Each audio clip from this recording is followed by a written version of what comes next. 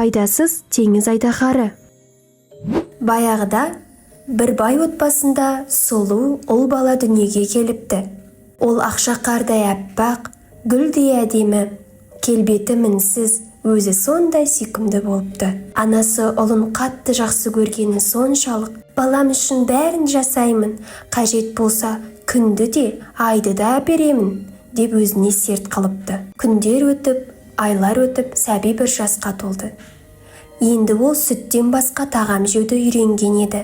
Оған анасы қуанып, тәп-тәттім, қалағаныңның бәрін айт, бәрін әперемін, бәрін жейсің, аузыңды үлкенірек аш, міне осылай, деді. Сәби жүруді үйрене бастағанында анасы құлап қалар деп қорқып, қасына жүгіріп келіп, қылықтым, мен сені өзім арқалап жүремін, келе ғой, арқамамын, деді. Анасы баласы қалағанының бәрін беріп, бар тілегін орындап өсірді.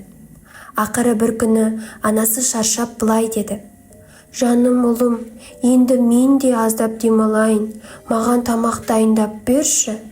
Сонда ұлы айтты: «Анашым, менің қолым жоқ, ешқашан қолданбаған соң қолдарым түсіп қалған.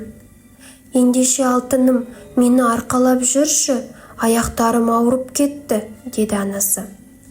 Ал ұлы былай деп жауап берді: «Анашым, менің аяғым да жоқ. Сен әрқашан арқалап жүрдің, сондықтан жер басып көрмеппін. Бірақ есесіне менің аузым өте үлкен», деп аузын айқара ашты. Сонда анасы ашуланып айқай салды: «Сен мен ойлағандай мінсіз бала емес екенсің. Сен теңіз айдаһарындайсың. Қолың да жоқ, аяғың да жоқ, тек жеуді ғана білесің. Өз бетіңше түк істей алмайсың.